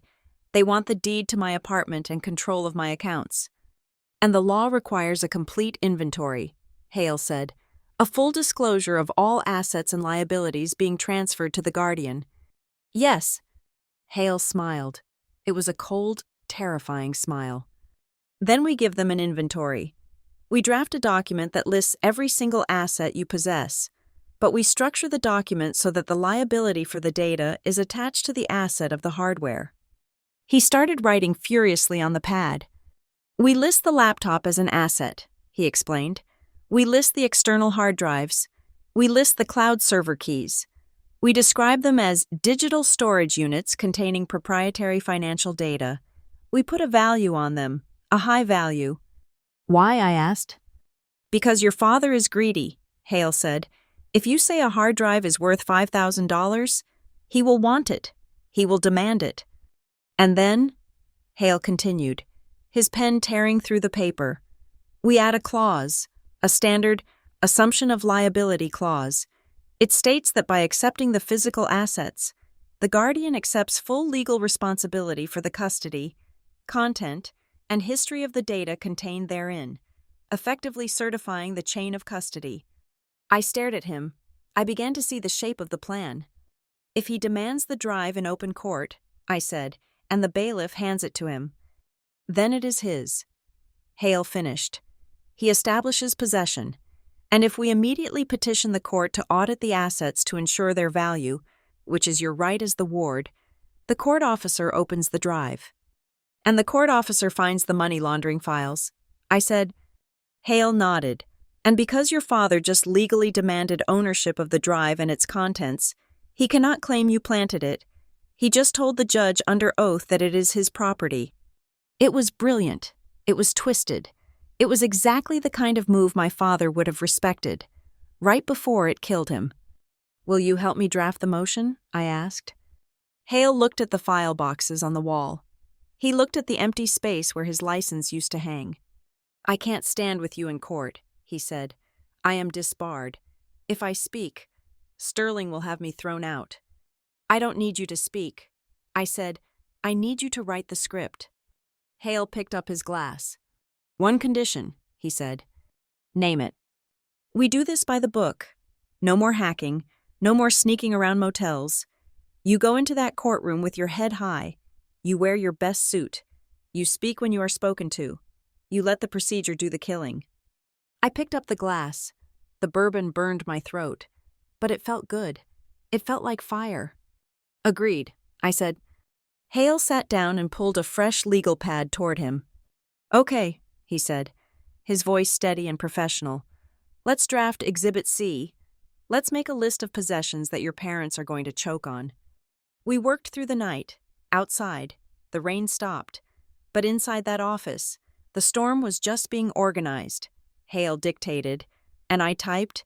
We listed everything, the furniture, the jewelry, the car, and buried deep in the list, between the vintage wine collection and the designer handbags, were the items that would end the Jennings empire. Item 42, encrypted solid-state drive, serial number 8X992, containing all financial transaction logs and business correspondence for the period of January 1st to present. Item 43, access keys to cloud server beta, hosting real-time ledger backups. It looks so innocent on paper, just a list of tech equipment. By 4 a.m, we were done. Hale looked exhausted, but he looked alive for the first time in years. You know, he said, handing me the printed stack of papers, your father always said family was the most important thing. I took the papers. I felt the weight of them. He was right. I said, family is the only thing that can really destroy you. I walked to the door. Destiny, Hale called out. I turned back. When the bailiff reads that list, he said, a shadow of a grin crossing his face. Don't look at the judge. Look at your father. Why? Because you are going to want to remember the exact moment he realizes he dug his own grave. I nodded. I will, I said. I walked out into the cool morning air. The city was waking up. The sun was trying to break through the clouds. I hailed a cab, not to the motel, but to a 24-hour copy shop. I needed to make 3 copies, one for the judge, one for Sterling, and one for me to hold while I watched them burn. The document sat on the wobbly desk of the Blue Ridge Motor Inn, looking entirely innocuous under the flickering light of the table lamp. It was 25 pages long, single-spaced, titled simply, Inventory of Assets and Consent to Transfer. To the untrained eye, it was a surrender.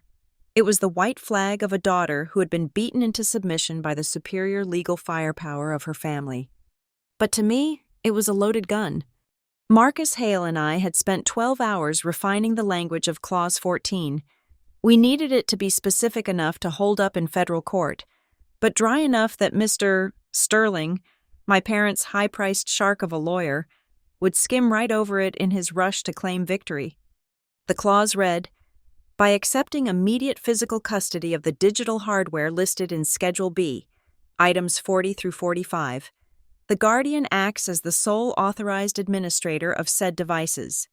The guardian acknowledges that they have verified the contents and assumes full proprietary liability for all data, transaction histories, and correspondence contained therein, effectively merging the digital identity of the ward with the custodial authority of the guardian. In plain English, it meant, if you take the laptop, you own the crimes on the hard drive.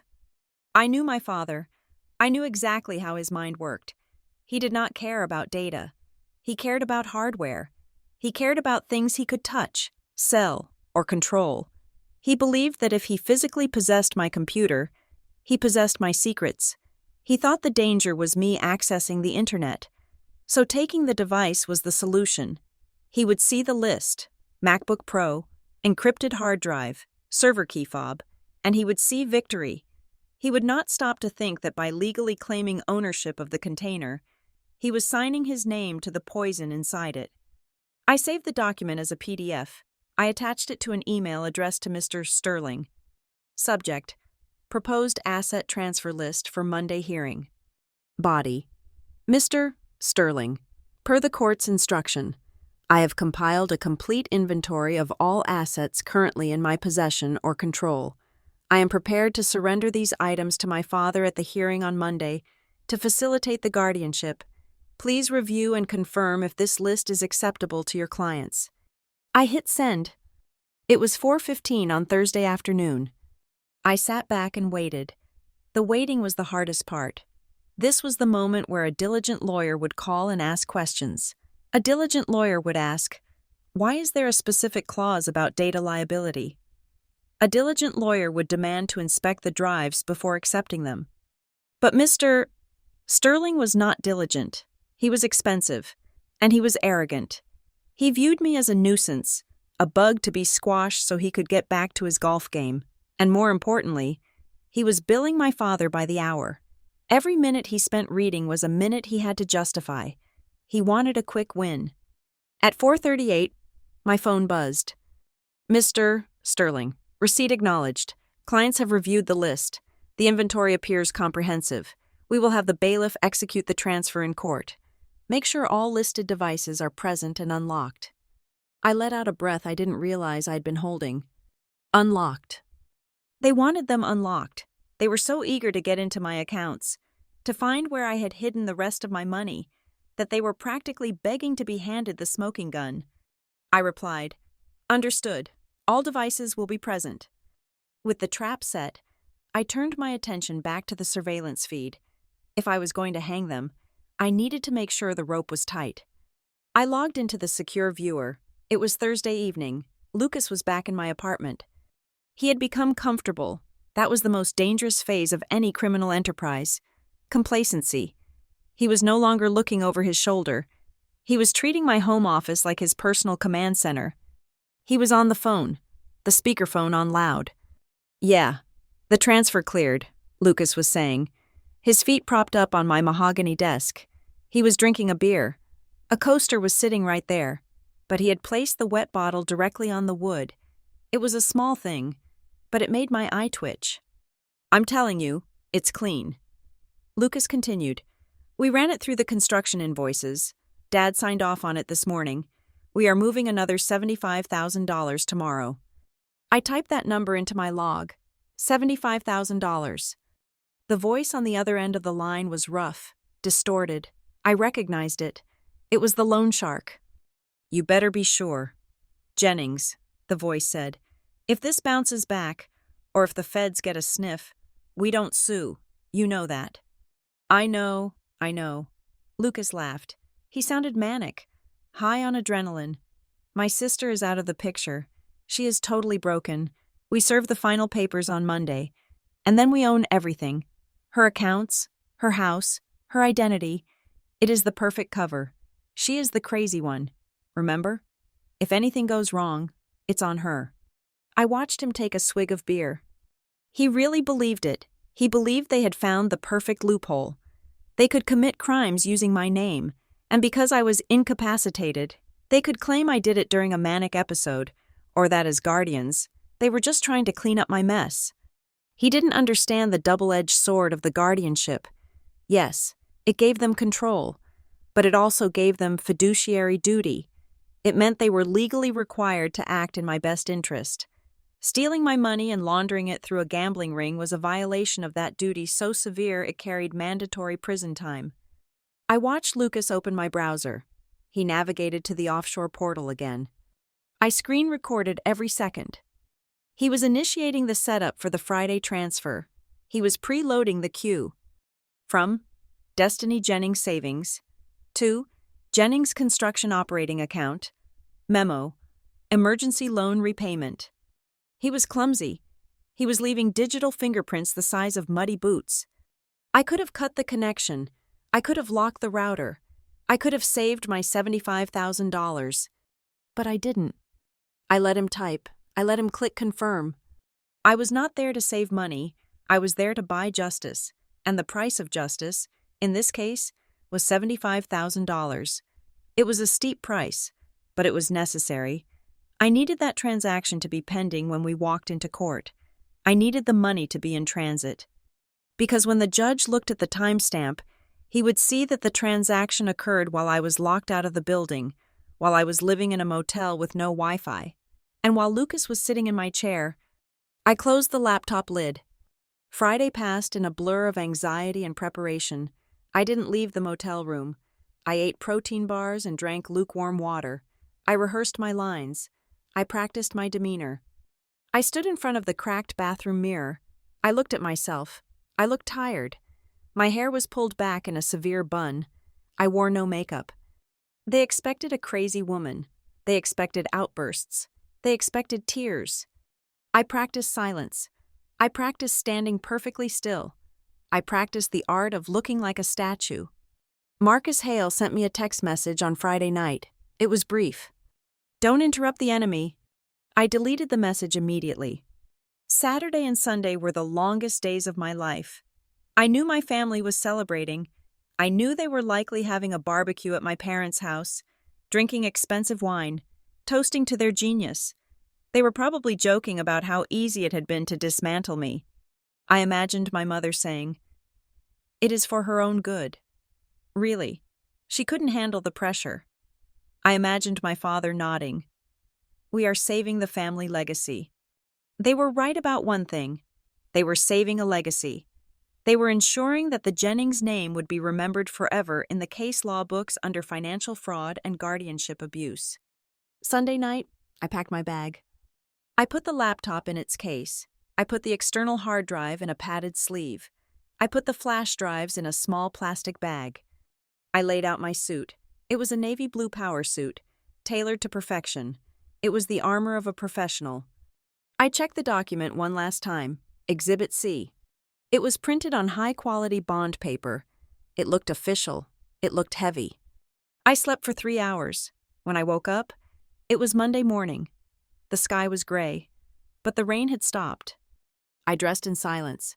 I checked out of the motel, paying the final bill with the last of my cash. I walked to the bus stop. I didn't take a cab.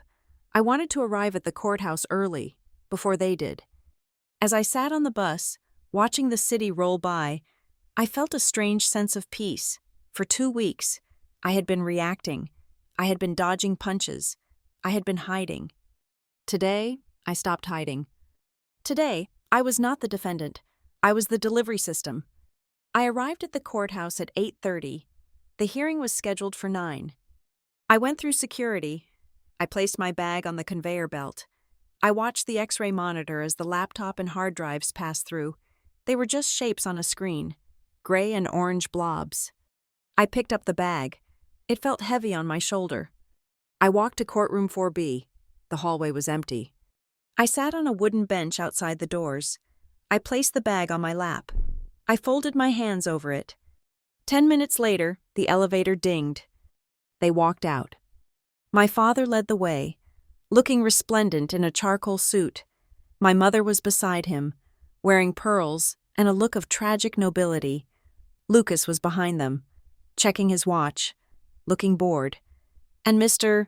Sterling was striding alongside them, carrying his leather briefcase, laughing at something my father had said. They looked like winners. They looked untouchable. They saw me sitting on the bench. My father's step faltered for just a fraction of a second.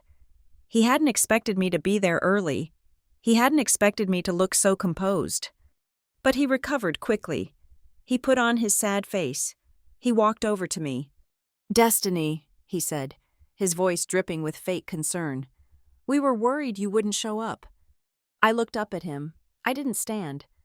"I am here." "Dad," I said. Mr. Sterling stepped forward. "Do you have the assets, Ms. Jennings? The items listed in the inventory?" I patted the bag on my lap. "Everything is here," I said, "just like you asked." "Good," Sterling said, checking his watch. "Let's get this over with. The judge has a full docket today." He reached for the door handle. My father leaned down close to me. He lowered his voice so only I could hear.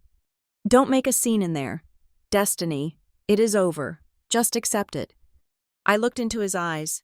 I saw the greed. I saw the arrogance. I saw the man who had sold his daughter for a tax write-off. "I am not going to make a scene," I whispered back. "I am just going to follow the law." He smiled, mistaking my resolve for resignation. "That is my girl," he said. He straightened up and walked into the courtroom. I watched the heavy oak door swing shut behind him. I waited 5 seconds. Then, I stood up, smoothed my skirt, picked up the bag containing his destruction, and followed him inside. The air in courtroom 4B was stagnant, recycled, and heavy with the scent of floor wax and old wood. It was 9 o'clock in the morning on the dot when the bailiff called the court to order. Everyone stood. The rustle of expensive fabric from the plaintiff's table was the only sound in the room. I stood at the defense table alone. There was no lawyer beside me. There was no pile of chaotic notes. There was just me, standing in my navy suit, with my hands clasped loosely in front of me, and the heavy black laptop bag resting on the floor by my feet. Judge Holloway swept in, his black robes billowing slightly. He looked even more exhausted than he had during the emergency hearing. He sat down, adjusted his glasses, and looked at the docket. "In the matter of the guardianship of Destiny Jennings," he read, his voice flat and bored, "we are here to finalize the order and execute the transfer of assets as mandated by the emergency decree." He looked at the plaintiff's table. "Mr. Sterling, are you ready to proceed?" Mr. Sterling stood up. He buttoned his jacket with a fluid, practiced motion. He looked like a man who had already spent the commission he was about to earn. "Yes, Your Honor," Sterling said, his voice booming with unearned authority. "My clients, Robert and Eleanor Jennings, are present and prepared to accept their duties as guardians. We have prepared the necessary filings to take custody of the respondent's estate." He gestured toward me, a dismissive wave of his hand, as if I were a piece of furniture that needed to be moved to a storage unit. "We understand that Ms. Jennings has brought the physical assets requested in the court order to be surrendered today. We would like to handle that transfer immediately, so we can ensure the security of the estate." The judge turned his eyes to me. "Ms. Jennings, do you have the items?" I looked at the judge, then I looked across the aisle. My parents sat there, a portrait of tragic nobility. My mother had a tissue in her hand. Though her eyes were dry, she looked at me with a pity that made my skin crawl. It was a performance designed for the gallery, for the court reporter, for the world. Look at us, saving our poor, broken daughter. My father, however, was not looking at the gallery. He was looking at the black bag at my feet. His eyes were locked on it with a hunger that was almost palpable. He knew what was inside: the laptop, the hard drives, the keys to the digital kingdom. To him, that bag wasn't just property. It was the broom he would use to sweep away the mess of his crimes. He believed that once he held that handle, the evidence was his to destroy. Lucas was sitting behind them, leaning back in the pew, chewing on a fingernail. He looked bored, but there was a nervous energy in his leg, bouncing up and down. He wanted this over. He wanted to get back to the gambling site. "Yes, Your Honor," I said. My voice was calm. It did not tremble. "I have the assets." I bent down and picked up the bag. I placed it on the table. The heavy thud it made against the wood echoed in the silent room. "Mr. Sterling walked toward me, his hand extended, eager to snatch the victory. "Excellent," Sterling said. "If you will just hand that over to the bailiff, we can—" "One moment," I said. My voice was not loud, but it cut through his momentum like a razor wire. Sterling stopped. He frowned, looking back at the judge. "Your Honor, we are on a tight schedule. The respondent is delaying." "I am not delaying," I said, turning to face the judge. "I am complying. However, this is a significant transfer of property. I am handing over my entire life's work, my financial identity, and my personal privacy to my father." I paused. I took a breath. "I am not contesting the guardianship today." I lied. The tension in the room dropped perceptibly. My father's shoulders relaxed. That was what they were afraid of. A fight. By saying I surrendered, I disarmed them. "I just want to ensure that the record is accurate." I continued. "I have prepared a detailed inventory of exactly what is in this bag. It lists every device, every drive, and the specific terms of the transfer. I would like the bailiff to read the list into the record before the exchange is made." Sterling rolled his eyes. "Your Honor, this is unnecessary theatrics. We can review the inventory later." "No," I said. "I want it read now. I want my parents to know exactly what they are accepting responsibility for." Judge Holloway sighed. He took off his glasses and rubbed the bridge of his nose. He looked at me, then at the bag, then at my parents. He saw a defeated woman trying to maintain a shred of dignity by listing her losses. He saw no harm in it. "It is a reasonable request," the judge said. "If she is surrendering the property voluntarily, she has the right to have the items catalogued on the record." Sterling opened his mouth to object again, but my father cut him off. "Let her read it," my father said. I looked at him. He was smiling. It was a benevolent, condescending smile. He thought I was stalling. He thought I was trying to humiliate myself, or perhaps trying to make them feel guilty by listing my expensive toys. He wanted to hear the list. He wanted to hear me say MacBook Pro and server keys. He wanted to count his winnings in public. "It is fine. Mr. Sterling," my father said, leaning back, "we have nothing to hide. Let the court hear what we are protecting for her." Sterling clamped his mouth shut. He nodded to the judge. "Very well." I reached into the front pocket of the bag. I pulled out the document, Exhibit C. The paper was crisp and white.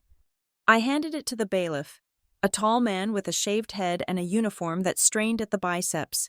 He took the document without a word. "Please read the itemized list for the court," Judge Holloway instructed.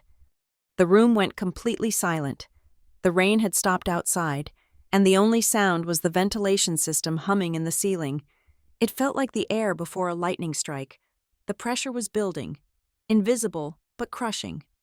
I stepped back from the table. I clasped my hands behind my back. I fixed my eyes on a point on the wall, just above my father's head. The bailiff cleared his throat. He adjusted the paper, squinting slightly under the fluorescent lights. "Item 1, the bailiff read, his voice deep and monotone. 1 Apple MacBook Pro, 15-inch display, serial number C02. He read the alphanumeric string. "Item 2, he continued. 1 encrypted external solid-state drive, 2 terabytes, brand name SanDisk." My father nodded along with each item. He looked satisfied. These were the tools of his trade now. "Item 3, the bailiff read, 1 secure identity token, USB-C format, for dual-factor authentication access." I watched Lucas. He had stopped bouncing his leg. He was looking at the bag on the table. He was doing the math in his head. Computer plus drive plus token equals access. He grinned. The bailiff flipped the page. "Item 4, he read, 1 smartphone, model iPhone 15 Pro, with SIM card access to primary financial accounts." The list went on. It was boring. It was technical. It was exactly what they expected. Sterling checked his watch. He tapped his foot. And then, the bailiff reached the bottom of the second page. He paused. He frowned slightly, as if the text had changed font or language. He looked up at the judge, then back at the paper. "Read the text," Judge Holloway said, leaning forward. "What does it say?" The bailiff took a breath. "Item 42, he read, louder this time. "Master transaction ledger containing all real-time data logs for Jennings Construction, inclusive of all wire transfers, offshore routing numbers, and corresponding communication logs from January 1st to present." The smile on my father's face froze. It didn't disappear instantly. It just stopped working. It became a rigid plastic mask. Sterling's head snapped up. He looked at the bailiff, then at me. "What?"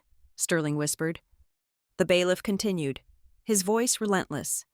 "Item 43, forensic analysis of charitable donations made to the Lighthouse Community Fund, establishing direct financial linkage to known unregulated lending entities." Lucas made a sound. It was a strangled gasp, like someone had punched him in the throat. He gripped the back of the pew in front of him, his knuckles turning white. My mother looked around, confused. She didn't understand the technical terms, but she understood the tone in the room had shifted. She felt the temperature drop. The judge was no longer leaning back. He was sitting bolt upright. He was looking at the bailiff with intense focus. "Continue," the judge ordered. Item 44. The bailiff read, "Digital recordings of unauthorized access to respondents' hardware by Lucas Jennings on dates." He read the dates I had been in the motel, the dates the money had moved. Sterling stood up. "Your Honor, I object. This is not an asset list. This is the inventory of the hardware you requested." "Mr. Sterling," the judge snapped, "sit down." My father was staring at me. The color had drained from his face, leaving it the color of old parchment. His mouth was slightly open. He looked at the bag on the table, the bag he had been so eager to take, the bag he had demanded. He realized, in that split second, that he wasn't looking at a prize. He was looking at a bomb, and he had just demanded, in open court, to be the one to pull the pin. The bailiff flipped to the final page. Clause 14, he read, "Consent to transfer and assumption of liability. By accepting custody of the physical units listed above, the guardian acknowledges full awareness of the digital contents and accepts sole legal responsibility for the chain of custody regarding the evidence of financial activities contained therein." The silence that followed was not the silence of a library. It was the silence of a tomb. Sterling was pale. He was a lawyer. He knew what that clause meant. He knew that if his client took that bag now, after that list was read into the record, he was establishing that the evidence was authentic. He was accepting the chain of custody. He was trapping himself. But if he refused the bag? If he refused the bag, he was admitting in front of a judge that he did not want to take responsibility for the evidence. He would be admitting guilt by avoidance. It was the perfect checkmate. I slowly turned my head. I looked away from the wall. I looked directly at my father. He was no longer the confident patriarch. He was a man watching his house burn down while he was locked inside. His eyes were wide, filled with a panic so raw it looked like physical pain.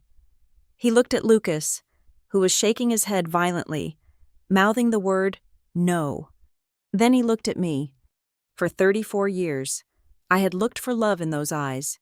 I had looked for approval. I had looked for a father. Now I saw only fear. And then, I did the one thing he didn't expect. I smiled. It wasn't a cruel smile. It wasn't a happy smile. It was the small, polite smile of a banker who has just denied a loan application because the numbers didn't add up. I gestured to the bag on the table. "It is all yours, Dad," I said softly into the silence. "You wanted everything. Now you have it." The judge looked at my father. "Mr. Jennings," Judge Holloway said, his voice hard as granite, "do you accept the inventory?" My father opened his mouth, but no sound came out. He looked at the bag. He looked at the judge. He looked at Sterling. Sterling was staring at the floor, distancing himself from the blast radius. The bailiff held the file open, waiting for the signature. The trap had snapped shut, and the sound of it was deafening. The silence in the courtroom was not empty. It was heavy, suffocating, and absolute. It was the kind of silence that follows a gunshot before the body hits the floor. The bailiff lowered the document, his eyes wide as he looked at the judge, then at the bag sitting on the table, and finally at my father. The itemized list of assets, my assets, hung in the air like smoke. Mr. Sterling, the lawyer who had strutted into the room 5 minutes ago with the confidence of a king, was now standing very still. His face had drained of all color, leaving his skin a sickly, waxen gray. He looked at the bag on the table as if it were radioactive. He understood the legal corner I had painted him into. The document the bailiff had just read was not just a list, it was a confession. And by demanding custody of the assets, his clients were effectively demanding custody of the evidence that would convict them. Judge Holloway slowly removed his reading glasses. He folded them and placed them on the bench. He did not look at me. He looked directly at Mr. Sterling. "Counselor," the judge said, his voice terrifyingly quiet. "Did you review this inventory list before demanding its surrender?" Sterling opened his mouth, but no sound came out. He swallowed hard. He looked at my father, who was staring at me with a mixture of horror and dawning realization. "Your Honor," Sterling stammered, his voice cracking. We were under the impression that this was a standard transfer of personal effects. We were not informed that the respondent had included sensitive corporate data." The judge's eyes narrowed. "Sensitive corporate data?" Judge Holloway repeated. The bailiff just read a record of offshore money laundering and fraud into the court transcript. "That is not sensitive data. Mr. Sterling, that is evidence of a felony, and your client is standing there, petitioning this court to give him physical control over it." My father stood up. His hands were shaking. "It is a lie," he shouted, his voice echoing off the high ceilings. "She is making it up. She is sick. Look at her. She typed up a bunch of fake numbers to humiliate us." "Sit down. Mr. Jennings," the judge roared. The gavel banged down, a sharp crack that made my mother jump. I stepped forward. I did not raise my voice. I did not shout. "Your Honor," I said, keeping my tone perfectly conversational, "if the petitioner believes the data is fabricated, then he should have no problem accepting the laptop and submitting it to a court-ordered forensic audit. In fact, if he is the lawful guardian he claims to be, he has a fiduciary duty to investigate these irregularities to protect my estate." I pointed to the bag. "Take it, Dad," I said. "If it is fake, you have nothing to worry about. Prove I am crazy.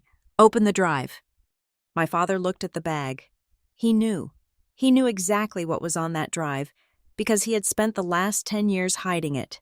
If he took the bag, he established possession. If he established possession, and the FBI found the files, he couldn't claim I planted them. He would be caught holding the smoking gun. But if he refused the bag? I watched the calculation happen in real time behind his eyes. We withdraw the request for the assets," Sterling said quickly, wiping sweat from his forehead. "We believe it is best if the court holds the items in escrow until the respondent's mental state can be further evaluated." I smiled. "Your Honor," I said, "they are refusing to take custody of the estate they petitioned to protect. That sounds like an admission that they are unfit to serve as guardians." Judge Holloway looked at Sterling with disgust. "You cannot have it both ways. Counselor, you cannot claim she is incompetent and needs your help, and then refuse to help her the moment the situation becomes difficult." The judge picked up the file, the original emergency petition. "However," he continued, looking at the papers, "there is a more pressing issue here." The bailiff read Item 45. "I want to hear that again. Bailiff?" The bailiff lifted the paper. "Item 45, he read, "wire transfer confirmation dated Sunday, May 14th, in the amount of $5,000, originating from Lucas Jennings' personal account, payable to Dr. Eris Thorne. Memo line, professional services." The room gasped. It wasn't a loud gasp, but a sharp intake of breath from the gallery.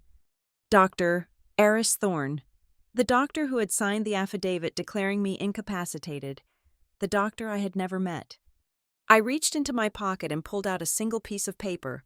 I unfolded it. "Your Honor," I said, "I would like to submit a supplementary piece of evidence. This is a geolocation log from my phone and my building's security system for Sunday, May 14th. I handed the paper to the bailiff, who walked it up to the bench.